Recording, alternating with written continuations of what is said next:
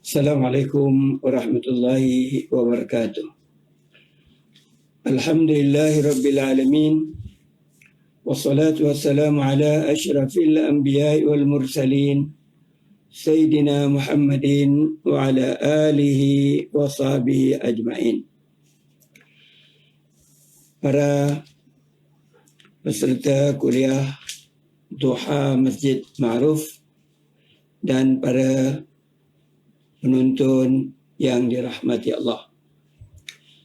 Sekali lagi kita memanjatkan syukur kepada Allah Subhanahu wa taala kita dapat bertemu di alam maya dalam meneruskan majlis ilmu kita. Dalam pelajaran yang lalu telah dijelaskan pengertian Arab yang mencakupi kita adalah makhluk yang diciptakan oleh Allah Subhanahu wa taala. Artinya kita adalah milik Allah Subhanahu wa taala. Juga telah dijelaskan bahawa setelah kita menjadi makhluk Allah, kita menjadi miliknya, semua yang dikurniakan kepada kita, kita perlu bertanggungjawab. Dalam hadis yang dijelaskan sebahagiannya pada minggu lalu, tak akan dapat bergerak dua tapak kaki anak Adam kecuali setelah disoal 4 perkara. 4 perkara tersebut ialah tentang kesempatan hidup di dunia, apakah digunakan dengan kehidupan itu.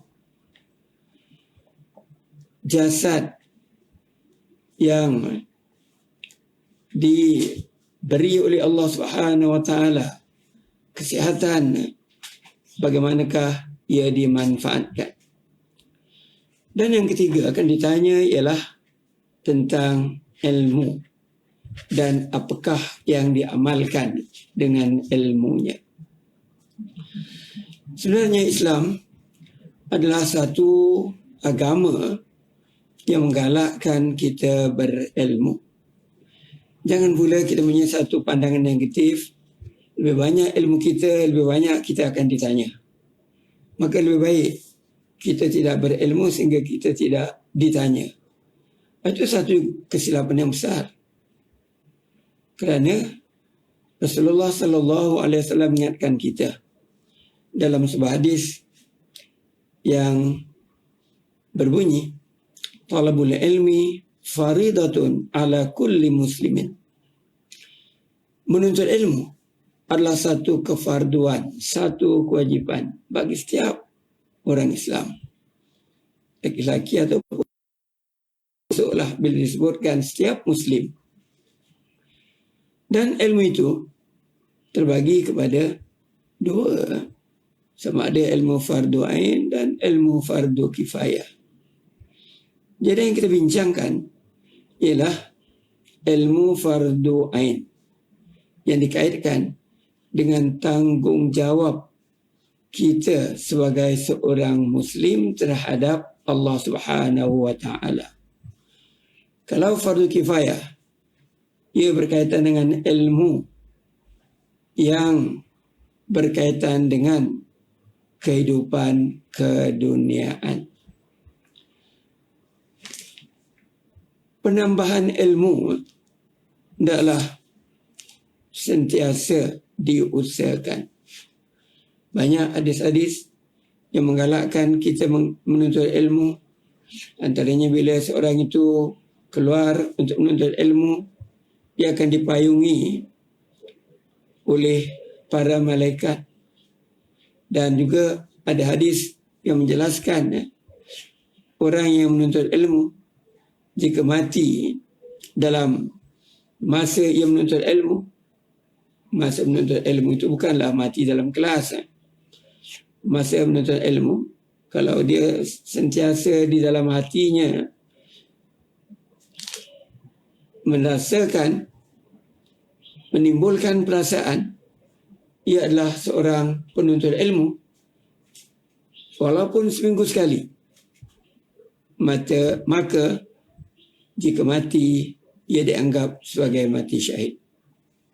Besarnya ganjaran, besarnya galakan untuk kita sentiasa menuntut ilmu. Kalau kita lihat dalam surah Taha ayat 114, ada satu doa, A'udzubillahi minasyaitonir rajim wa qul rabbi zidni ilman. Bermaksud, dan katakanlah, wahai Tuhan, tambahkanlah untuk diriku ilmu. Perkataan Rabb. Allah Subhanahu wa taala gunakan perkataan Rabb. Yang kita bincangkan ialah makna Ar-Rabb. Jadi Ar-Rabb, kita bermohon kepada Allah untuk menambahkan ilmu. Dan penambahan itu tidak akan berlaku kalau kita tidak keluar pergi menuntut ilmu. Ilmu sesuatu yang perlu kita dapati. Kalau kita dengar syarahan melalui radio ataupun kita menonton dalam Facebook, dengar dan menonton syarahan-syarahan yang disampaikan oleh ulama-ulama, adakah itu dianggap sebagai menuntut ilmu? Perkataan menuntut artinya kita kena pergi menuntut. Kalau hasil pembacaan, hasil pendengaran, hasil pemandangan, itu kita cuma dapat maklumat. Kita dapat maklumat. Dapat maklumat pun bagus. Adakah ia boleh dicernakan menjadi sebagai satu ilmu yang boleh dipakai, boleh dimanfaatkan dalam kehidupan kita? Macam pertemuan kita sekarang ini, kita mendengar, kita nak menambahkan ilmu. Bolehkah selepas itu kita cernakan, kita hayati dalam kehidupan kita? Itu satu soal yang lain. Dan pertemuan seperti ini, kita hanya mendengar. Kalau yang kurang jelas, kalau yang kurang difahami, kita tidak dapat untuk bertanya, atau hubungan dua hala di antara guru dengan pelajar tidak dipenuhi sebagaimana majlis ilmu yang biasa kita lakukan. Ini lebih baik daripada kita terus tiada langsung. Kalau kita lihat Rasulullah sallallahu alaihi wasallam bersama para sahabat, bila ada yang tidak jelas, bila ada yang kurang difahami, sahabat-sahabat akan bertanya kepada Rasulullah sallallahu alaihi wasallam. Yang penting kita terus menambah ilmu. Dengan ilmu yang ada, insya-Allah kita akan menjadikan ilmu itu cahaya yang menerangi perjalanan hidup kita. Alim macam mana pun bagi seseorang, ia belum dapat menggarap semua ilmu Allah Subhanahu wa taala. Kerana Allah Subhanahu wa taala berfirman dalam surah Al-Isra, A'udzubillahi minasyaitonir rajim. Wa ma utitum minal ilmi illa qalila. Dan tidaklah aku berikan ilmu melainkan hanya sedikit kepada kamu. Jadi ilmu yang ada pada kita terlalu sedikit. Kerana Allah berikan sedikit. Walaupun disebutkan qalilan sedikit, sedikit itu bukanlah ada ukuran. Kalau air kira dengan liter, bukan diukur dengan liter. Atau kalau barangan dikira dengan kilo, tetapi ilmu Allah Subhanahu Wa Taala walaupun sedikit, tapi kalau diamalkan, ia adalah sesuatu yang besar. Memang tidak terkira luasnya ilmu Allah Subhanahu Wa Taala. Dalam surah Al-Kahfi ayat 109 terdapat ayat yang bermaksud, katakanlah ya Muhammad, andainya lautan menjadi tinta untuk menulis kalimat-kalimat Tuhanku, nescaya akan kering lautan sebelum habis kalimat-kalimat Tuhanku. Walaupun kami tambah dengan lautan yang sebanding dengannya sebagai tambahan. Cuba kita bayangkan begitu luas ilmu Allah Subhanahu Wa Ta'ala. Jadi bagi kita tidak perlu khawatir bila disebutkan dalam hadis yang mula-mula dibaca, antara yang akan ditanya ialah ilmu yang ada pada kita dengan bagaimana kita mengamalkan ilmu itu. Kalau ilmu kita sedikit, amalkanlah yang sedikit. Kalau ilmu kita banyak, maka amalkanlah apa yang kita ketahui. Ilmu yang dikatakan sebagai cahaya. Sebuah hadis Rasulullah SAW menyebutkan,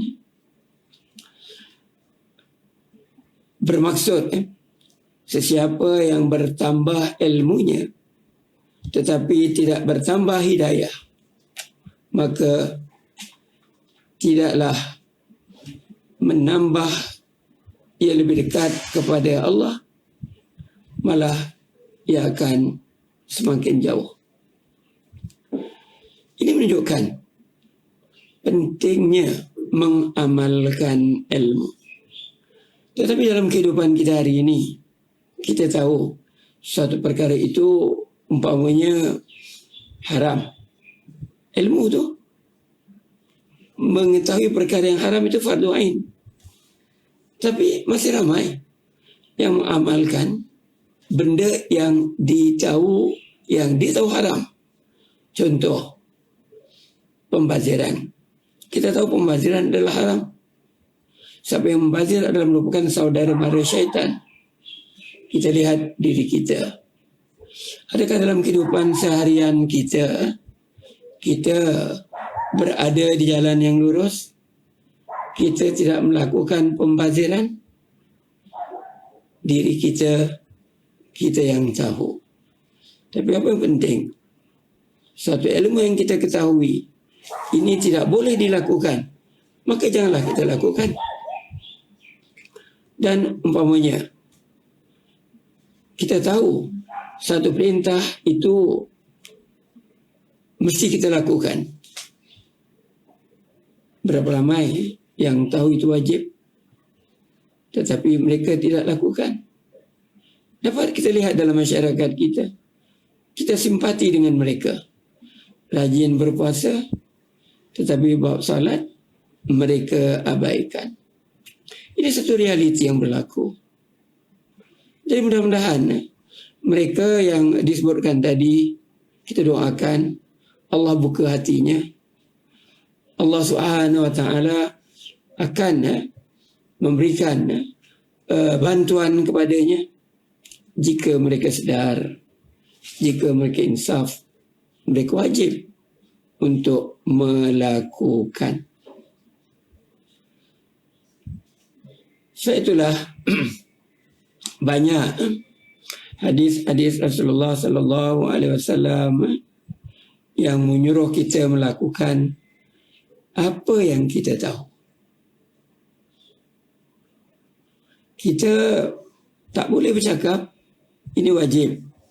Kita nasihatkan orang supaya buat, tetapi kita sendiri tidak buat. Kadang-kadang kita dapati keadaan itu dalam masyarakat. Mengajar orang supaya menjaga rumah tangga dengan baik. Tapi Allah uji dia dengan rumah tangga yang tidak tenteram. Kita kaitkan dengan sebuah ayat Al-Quran, surah As-Saff ayat 2 dan 3. A'udzubillahi minasyaitonirrajim. Ya ayyuhalladzina amanu lima taquluna ma la taf'alun. Wahai orang yang beriman, kenapa engkau bercakap apa yang tidak engkau lakukan? Jadi bila kita bercakap, kita mengingatkan orang, kita hendaklah memberikan contoh, kita hendaklah melakukannya terlebih dahulu. Katalah kita sebagai ibu bapa, kita nasihatkan anak kita, bila mereka bersekolah, kita bagi dia duit wang untuk belanja sekolah, untuk makan di sekolahnya. Kita berpesan, sekali-sekala kita berpesan, manfaatkan pemberian ini dan jangan membazir. Tapi dalam kehidupan seharian, ibu bapanya melakukan pembaziran. Ini boleh kita perhatikanlah contoh mudah. Kalau kita mengambil wuduk umpamanya, berapa banyak air yang kita gunakan. Ini sering saya ingatkan dalam kelas-kelas yang ramai dihadiri oleh sebahagian daripada pelajar-pelajar kita lah. Cuba lihat air yang kita gunakan untuk berwuduk. Semasa berwuduk, cuba sadar berapa liter yang kita gunakan. Jadi kalau kita gunakan sampai 2 liter, itu dah dianggap sebagai satu pembaziran. Walaupun kita kata 2 liter itu sikit lah, nak bayar pun bukan banyak. Soalnya bukan soal bayaran, soal pembaziran. Dalam sebuah hadis Rasulullah juga mengingatkan, kalau seorang itu mandi berwuduk di sungai pun jangan melakukan pembaziran. Ini contoh mudah yang banyak yang berkaitan dengan kehidupan kita seharian. Kalau ke masjid, berwuduk, buka air yang sederas-derasnya untuk memuaskan hati. Soalnya bila berwuduk ni, kita bukan nak puaskan hati kita, adalah berdasarkan ilmu. Jadi kalau kita tahu pembaziran, kita dilarang melakukan pembaziran, maka janganlah kita membazir. Bila kita nasihatkan anak supaya membazir, ibu bapa yang bercakap, hendaklah jangan melakukan sebaliknya. Kemudian ayat itu disambung. Kabura maqtan indallah an taqulu ma la taf'alun. Bermaksud besar kemurkaan Allah jika engkau bercakap sedangkan engkau tidak melakukannya. Pertama, larangan. Ayat yang ketiga ini menjelaskan tentang kemurkaan Allah Subhanahu wa taala. Bila orang itu berilmu, dia bercakap, tapi cakapnya, perbuatannya tidak disesuaikan dengan ilmunya. Dia akan ditanya oleh Allah Subhanahu wa taala.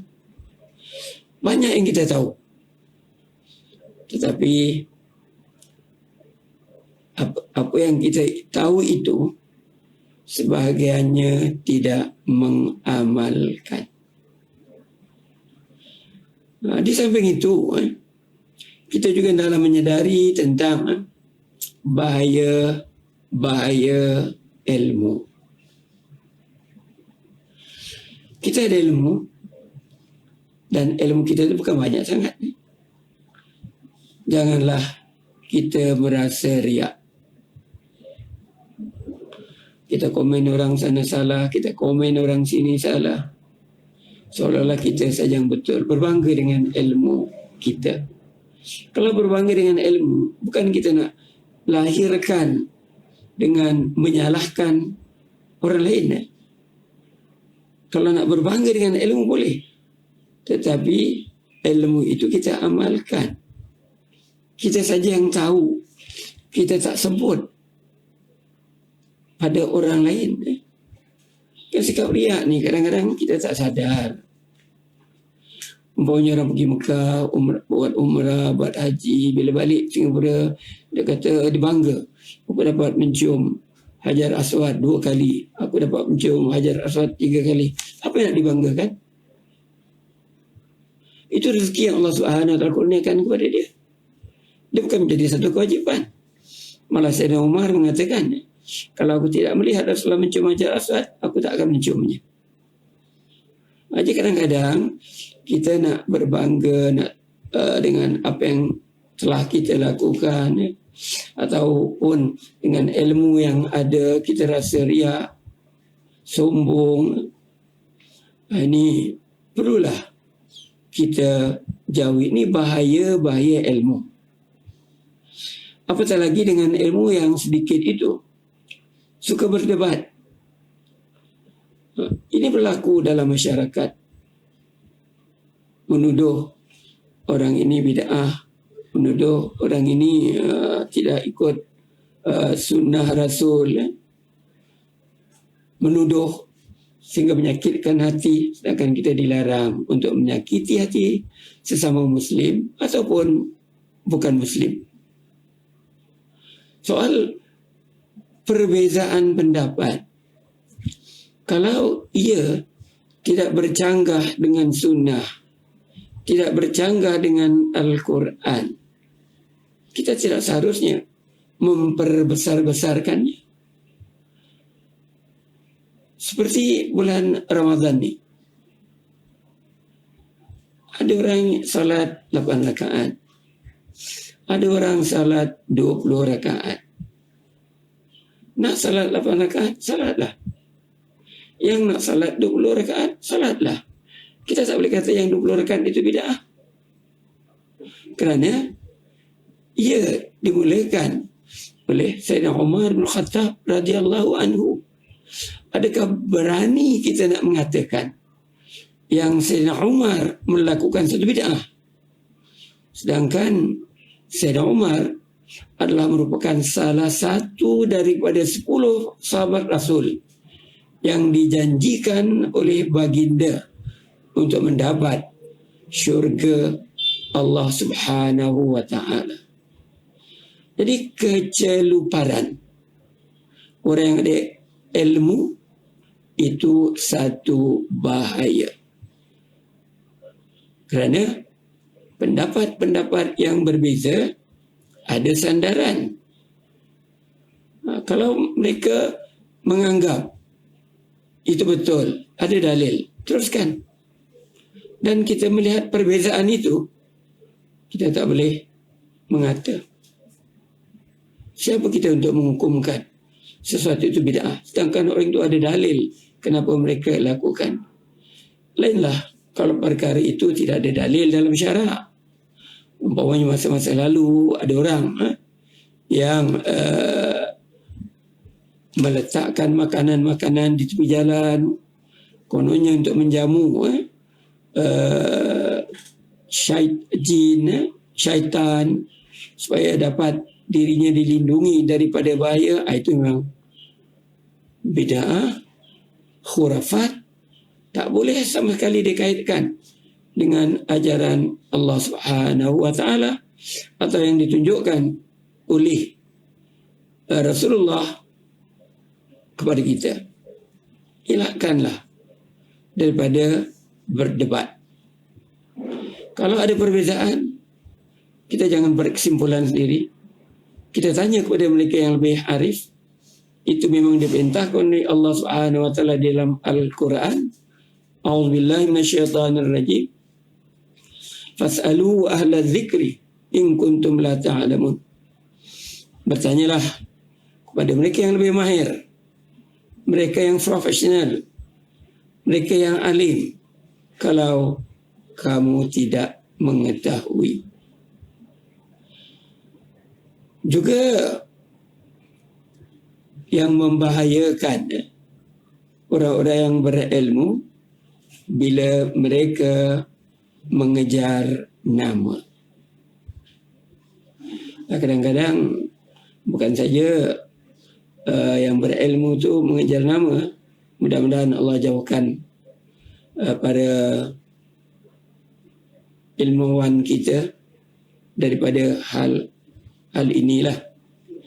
Cuma kadang-kadang anak-anak muridnya pula yang mengagungkan gurunya, anak-anak muridnya yang merasa dia hebat kerana dia berguru dengan orang yang dia rasa hebat.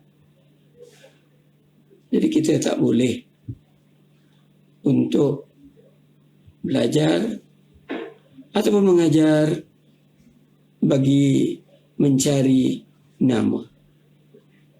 Itu bukan matlamat. Dia belajar macam mana tinggi pun, kalau matlamatnya salah,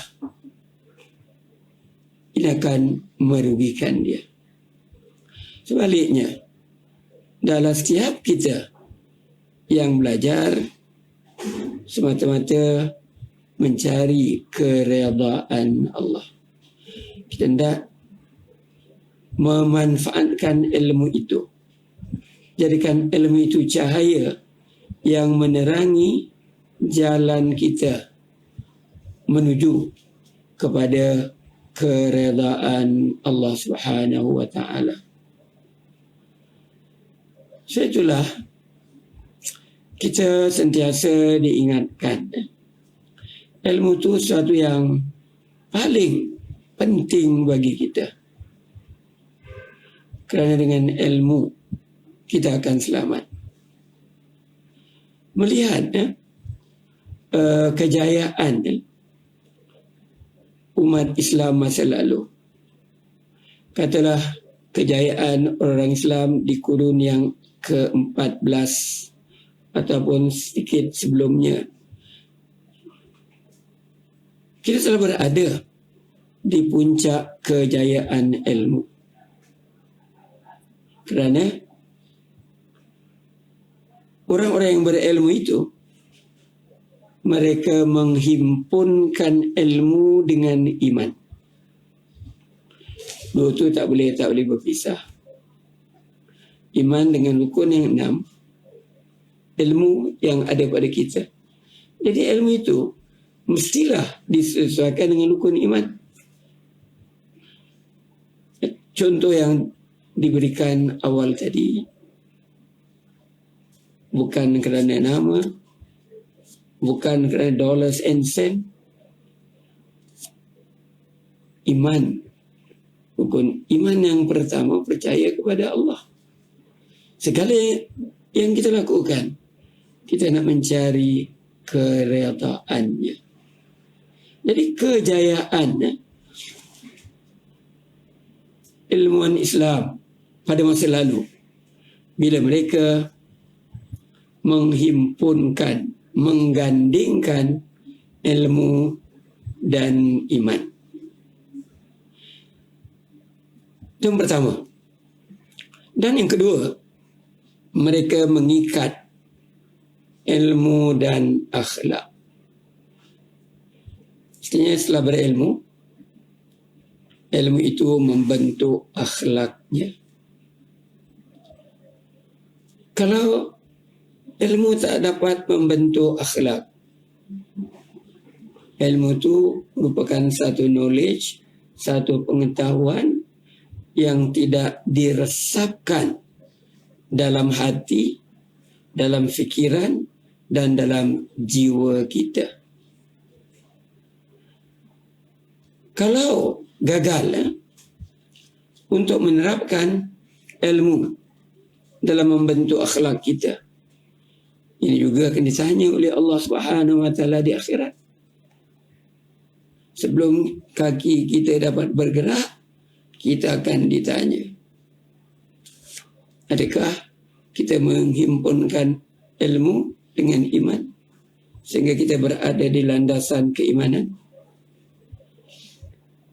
Dan dalam kehidupan seharian kita, adakah ilmu dan akhlak seiring? Sebab kalau ilmu Allah Subhanahu Wa Taala dijadikan sebagai trust, asas, foundation kepada akhlak kita, kita akan dapat bukan saja menyelamatkan diri kita, kita akan dapat menyelamatkan keluarga kita, dan kita akan dapat menyelamatkan masyarakat kita. Ini sebagai satu cabaran, ya? Cabaran yang dihadapi oleh masyarakat Islam di mana juga di dunia ini, kerana mereka tidak mengaitkan ilmu dan akhlak.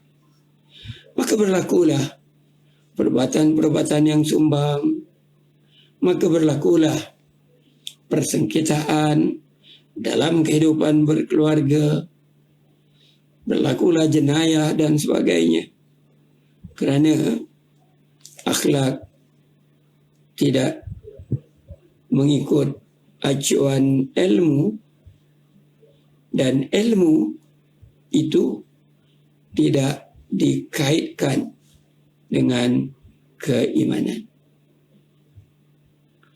Kalau orang-orang dahulu sering mengatakan tepuk dada tanya selera, kita hari ini dengan masjid-masjid banyak menyediakan kelas-kelas agama, walaupun masjid kita ditutup, tetapi peluang untuk menambahnya masih dibuka melalui online dan sebagainya. Maka perlulah kita memanfaatkan. Mudah-mudahan dengan apa juga ilmu yang ada pada kita, khususnya ilmu fardu ain, ia akan memberikan manfaat. Kalau kita balik kepada sebuah hadis Rasulullah sallallahu alaihi wasallam, bila mati seorang manusia terputus segala amalnya kecuali 3. Sedekah jariah. Kalau kita ada duit lebih, atau kita boleh berkorban, walaupun kita kurang, kita beri kepada mereka yang memerlukan, alhamdulillah. Sedekah jariah. Kita dah tak ada sedekah jariah, itu masih berjalan lagi. Kalau kita ada duit. Kalau duit umpamanya untuk sendiri pun tak cukup, kita ada ilmu, kita boleh memanfaatkan ilmu. Jadi ilmu yang ada pada kita, ia sebagai satu insurans setelah kita meninggal dunia kelak. Kalau dalam hidup ini ramai orang yang beli insurans rumah, insurans kereta, berbagai-bagai insurans pendidikan dan sebagainya. Maka jaminan untuk kita di akhirat ialah ilmu yang kita ajarkan. Ilmun yuntafa'u bihi. Kita tak boleh mengatakan yang ilmu saya tak banyak, saya tak boleh nak ingatkan orang. Kalau kita rujuk kepada surah Wal Asri, di mana Allah Subhanahu Wa Taala berfirman, demi masa semua manusia, sesungguhnya semua manusia dalam kerugian kecuali mereka yang beriman, beramal saleh. Kalau iman dan amal saleh digandingkan, ilmu dengan imannya dan dengan akhlaknya, dan saling berwasiat tentang kebenaran. Takkan kita menegur seseorang yang melakukan kesalahan depan kita, tak dapat kita lakukan di kalangan keluarga kita ke, tetapi mestilah dengan cara yang bijaksana. Kena. Sebab kalau kita tak lakukan, kita ada ilmu, kita tahunya salah dan kita tak mengingatkan dia, kita akan ditanya oleh Allah Subhanahu Wa Taala di akhirat kelak. Tapak kaki kita tidak akan bergerak. Kalau itu kita abaikan, itu akan ditanya. Malah kalau bandingkan ilmu yang kita berikan dengan sedekah yang kita berikan, dalam sebuah hadis riwayat Imam Muslim, afdalus sadaqati ayyata'allamal muslim, sebaik-baik sedekah ialah hendaklah seorang muslim itu belajar satu ilmu. Ayyata'allamal muslimu ilman, seorang muslim itu hendaklah mempelajari ilmu. Summa yu'allimuhu, kemudian dia hendaklah mengajarnya. Dan tadi bila kita nasihatkan orang, itu sebab mengajar juga. Yu'allimuhu akhahul muslim, dia mengajar, mengingatkan saudara muslimnya. Itu adalah merupakan sebaik-baik sedekah.